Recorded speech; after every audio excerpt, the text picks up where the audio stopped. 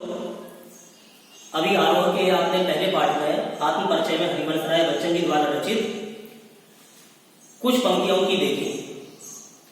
आगे की पंक्तियों में समाज से, संसार से और कवि का हृदय कैसे विग्रह है, कैसे अलग है, संसार की प्रवृत्ति कैसी है और कवि के हृदय की प्रवृत्ति कैसी है, इसमें वर्णन करते हुए हरिवंश राय बच्चन जी इस पाठ सेकंड में बोल रहे हैं कि मैं और जब और कहां का नाता, मैं बना बना कितने जब रोज मिटाता, जब जिस पृथ्वी पर जोड़ा करता वैभव, मैं प्रतिपग से उस पृथ्वी को ठुकराता।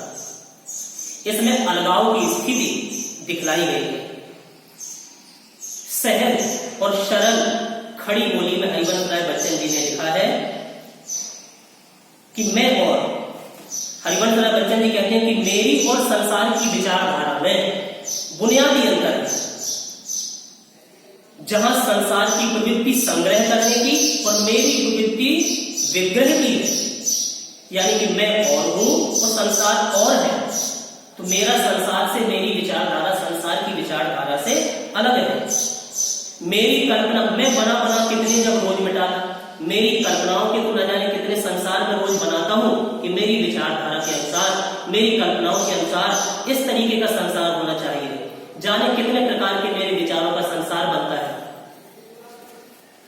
जब जिस पृथ्वी पर जोड़ा करता वैभव, जिस धन संपत्ति के संग्रह में संसार मग्न है, संसार के लोग इस पृथ्वी पर सिर्फ धन संचय करने में लगे हुए हैं, पैसा इकट्ठा करने में।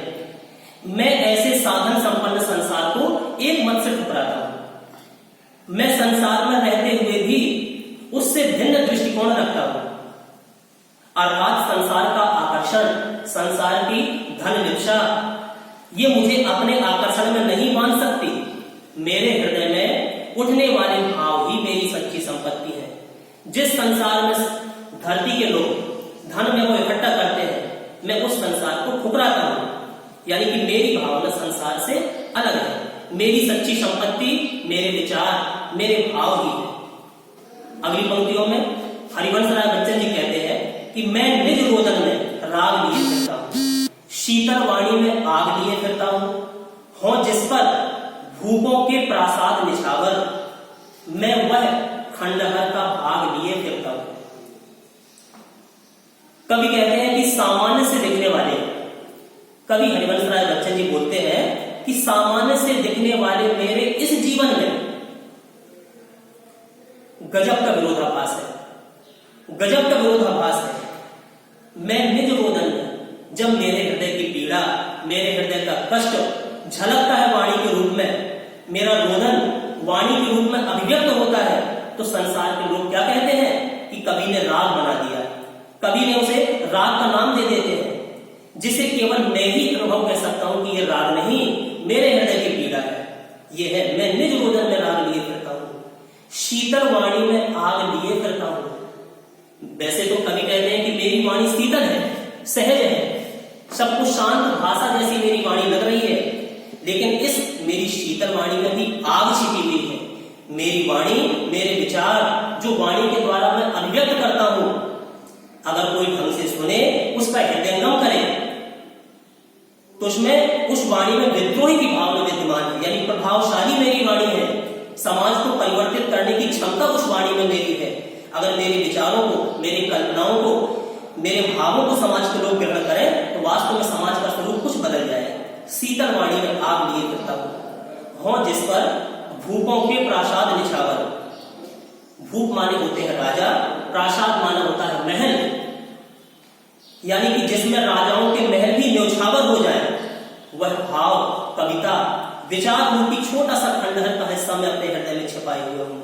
यानी कि जिन राजाओं को अपने सुंदर से महलों पर घमंड है, अरे उन महलों से सुंदर तो मेरे भाव है, मेरे विचार है। यानी कि इन पंक्तियों में कवि कहना चाहता है कि समाज के हर क्षेत्र की अपेक्षा मेरा कवि कर्म सबसे महत्वपूर्ण है।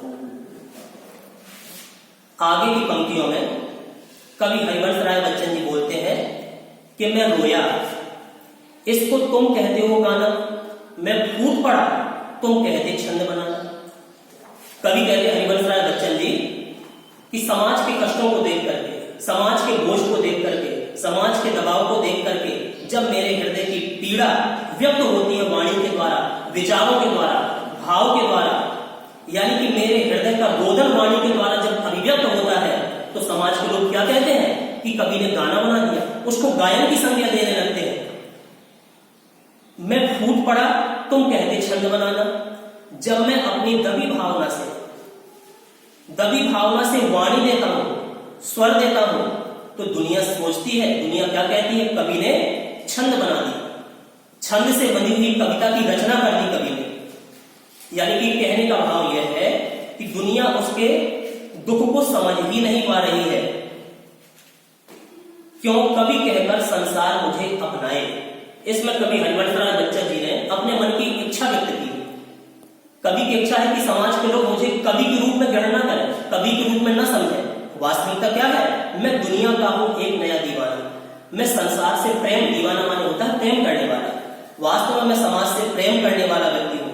कवि चाहता है कि दुनिया उसे अपने दीवाने के रूप में स्वीकार करे, ना कि एक कवि के रूप में। अर्थात दुनिया से चाहे मेरे संबंध कैसे भी हो, समाज के लोग मेरे साथ कैसा भी व्यवहार करें, पर मेरे मन में उनके प्रति सदैव प्रेम भावना ही विद्यमान है। अंतिम पंक्तियों में हरिवंशराय बच्चन जी इस आत्मपरिचय के रूप में वर्णन करते हैं कि मैं दीवानों का वेश लिए करता हूं।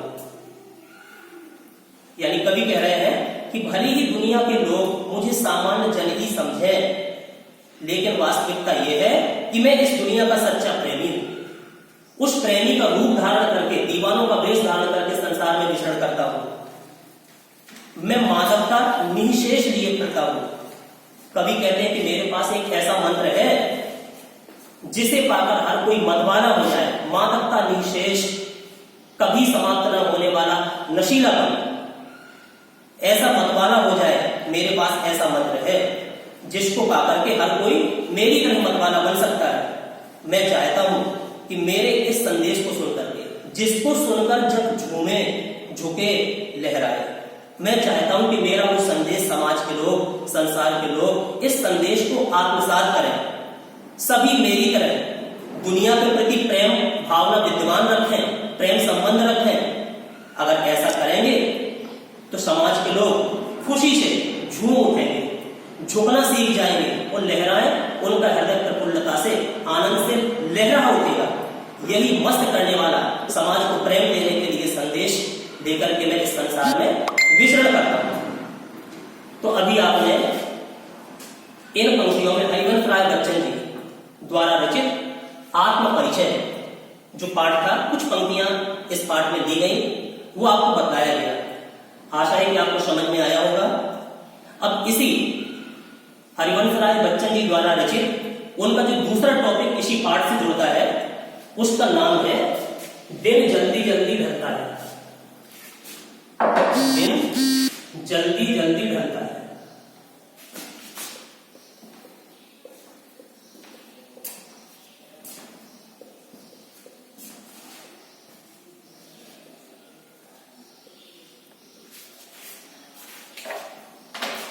अच्छा, इस पाठ में जैसे कि इसके टाइटल से, शीर्षक से पता चलता है, दिन जल्दी जल्दी ढलता है। वैसे आप तो जानते हैं कि दिन हमेशा अपने समय पर ही समाप्त होता है, अपने समय सीमा पर ही ढलते हैं। लेकिन कवि ने छात्रों को समझाने के लिए, समाज को दिखाने के लिए, समाज को बताने के लिए ये जो टाइटल लिया, दिन जल्दी जल्दी ढलता है, इसका मतलब है कि हमारा समय शीघ्रता से व्यतीत होता जा रहा है और उस समय को रहते हम अपनी वास्तविक मंजिल को, लक्ष्य को, जो हमारा श्रेय है, एम है, लक्ष्य है, मंजिल है, उस तक पहुंच जाए। इस उद्देश्य को लेकर के कवि ने इस पाठ में लिखा हुआ है। कवि कहते हैं कि हो जाए ना पथ में रात कहीं, मंजिल भी तो है दूर नहीं। अगर इंसान के पास कोई सामने मंजिल दिखाई देती है तो उसको वो लगता है कि हम अपनी मंजिल पर कब पहुंच जाएं। ऐसा नहीं कि मंजिल पर पहुंचने के पहले कहीं रात हो जाए, कहीं कोई व्यवधान आ जाए, कहीं कोई बाधा आ जाए जिससे हमारी मंजिल अवरुद्ध हो जाए। इसलिए कवि संदेश देते हैं समाज को कि हो जाए ना पथ में रात कहीं। पथ माने होती है रास्ता। कहीं रास्ते में चलते चलते हमें रात्रि ना हो जाए, कहीं हमारा समय व्यतीत ना हो जाए। मंजिल भी तो है दूर नहीं, और हमारी मंजिल, जिस मंजिल तक हमें पहुंचना है, जो हमारा लक्ष्य है, वह भी अब ज्यादा दूर नहीं है। इसलिए लक्ष्य भी पास में है और हमारी मंजिल भी पास में है। इसलिए हमें तीव्रता से जाना है अपने मंजिल को प्राप्त करने के लिए। यह सोच थका दिन का पंथी, थका माने थका हुआ, पंथी माने होता है राहगीर। ऐसा सोच करके कि हमारा लक्ष्य सामने है, और ऐसा नहीं कि चलते चलते रात्रि हो जाए, दिन भर का थका हुआ राहगीर भी जल्दी जल्दी चलता है, अपने पैरों की तीव्रता बढ़ा देता है, यानी कि जल्दी जल्दी चलायमान हो जाता है। क्यों? क्योंकि उसको पता है कि अब रात्रि होने वाली है और मंजिल भी हमारे नजदीक है, दिन कहीं जल्दी से ढल ना जाए, इसलिए वो शीघ्रता से अपने कदमों को आगे बढ़ाता है। क्योंकि जिस तरह दिन पर चलकर थक जाने वाला पथिक भी संध्या होने पर कदम तीव्रता से बढ़ा देता है, उस प्रकार से हमारे जीवन का लक्ष्य भी होना चाहिए कि अपनी मंजिल को हम शीघ्रता से प्राप्त करें, उस मंजिल के लक्ष्य की ओर अपने बढ़ जाए। दूसरा टॉपिक, बच्चे प्रत्याशा में होंगे, नीड़ों से झांक रहे होंगे, यह ध्यान परों में चिड़ियों के, भरता कितनी चंचलता है, दिन जल्दी जल्दी ढलता है। कोई भी प्राणी हो समाज का, अगर उसके सामने लक्ष्य है तो वो तीव्रता से उसकी गति बढ़ जाती है अपने लक्ष्य की प्राप्ति के लिए। इसी को दर्शाते हुए, पक्षियों का उदाहरण देते हुए हरिवंश राय बच्चन जी ने क्या लिखा कि बच्चे प्रत्याशा में होंगे। प्रत्याशा माने होती है आशा में। हमारे छोटे छोटे बच्चे आशा लगाए होंगे, नीड़ों से झांक रहे होंगे। नीड़ माने होता है घोंसला, घोंसलों से हमारे छोटे छोटे बच्चे कुछ आशा में देख रहे होंगे कि हमारे माता पिता हमारे लिए चुन लाएंगे, कुछ चुनने के लिए लाते होंगे। तो संध्या होने पर घोंसले में बैठे पक्षियों के बच्चे कुछ पाने की आशा में चहकने लगते हैं। जैसे ही चिड़ियों को अपने प्रतीक्षित बच्चों का ध्यान आता है कि हमारे बच्चे हमारा इंतजार कर रहे होंगे, तो उसके परों की, उसके पंखों की चंचलता और बढ़ जाती है। वह और तीव्रता से अपने बच्चों के पास पहुंचना चाहती है, क्योंकि उसके सामने उसका लक्ष्य दिखाई देता है। हमारे बच्चे हमारे इंतजार में बैठे हुए हैं, तो उसके पंखों में अचानक अनायास ही तीव्रता आ जाती है, चंचलता बढ़ जाती है। उसकी तत्परता के भाव को समाज के लोग देख सकते हैं। इन पंक्तियों में समझाने का कवि का आशय है, कहने का भाव यह है कि चिड़िया भी संध्या होने पर शीघ्र से शीघ्र अपने घोंसले पर अपने बच्चों के पास पहुंचना चाहती है। इसलिए जीवन यात्री को भी अपने लक्ष्य की प्राप्ति के लिए समय रहते प्रयास करना चाहिए। आगे, मुझसे मिलने को कौन विकल, मैं हूं किसके हित चंचल, यह प्रश्न शिथिल करता पद को भरता उर में विह्वलता है, दिन जल्दी जल्दी ढलता है। मुझसे मिलने को कौन विकल। सुनिए, जब तक मनुष्य के हृदय में मिलन की व्याकुलता नहीं होगी कि हमारे मिलने के लिए हमारे इंतजार में भी कोई अगर बैठा है, किसी से हमें भी मिलना है, जब तक मनुष्य के हृदय में मिलन की व्याकुलता नहीं होगी, तब तक उसके पैरों में शिथिलता ही दिखाई होगी। यानी कि मुझसे मिलने को कौन विकल, अगर हमसे मिलने को कोई नहीं है, हमें किसी से मिलने की लालसा इच्छा प्रकट नहीं हो रही है, तो हमारे पैर भी शिथिल हो जाएंगे। इसी प्रकार से हरिवंश राय बच्चन जी कहते हैं कि अब मेरी प्रेयसी जा चुकी है, अब मैं किसके लिए चंचल हो जाऊं, किसके लिए अपने पैरों को याद बढ़ाऊं। जब घर की याद आती है तो पत्नी ना होने पर, प्रेयसी ना होने पर उनके पैर भी थोड़ी स्थिर हो जाते हैं, क्योंकि उनका लक्ष्य सामने नहीं दिखाई दे रहा।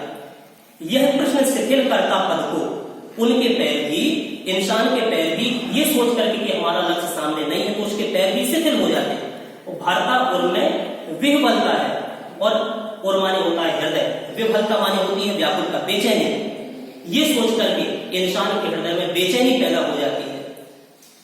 अंत में कवि हरिवंश राय बच्चन जी कहते हैं कि दिन जल्दी जल्दी ढलता है, यानी कि मनुष्य को संध्या होने से पहले, रात्रि होने से पहले अपनी मंजिल तक पहुंच जाना चाहिए। यानी कि हर काम छोड़ करके अगर मंजिल सामने है तो उसके लिए हमें तीव्रता बढ़ा देनी चाहिए, इससे समय रहते हम अपनी मंजिल को प्राप्त कर सकें। तो ये पाठ दिन जल्दी जल्दी ढलता है आपने सुना और आपको समझ में भी आया होगा। इसको आप पढ़िए, समझिए और ध्यान से इसको हृदयंगम करिए। नमस्कार।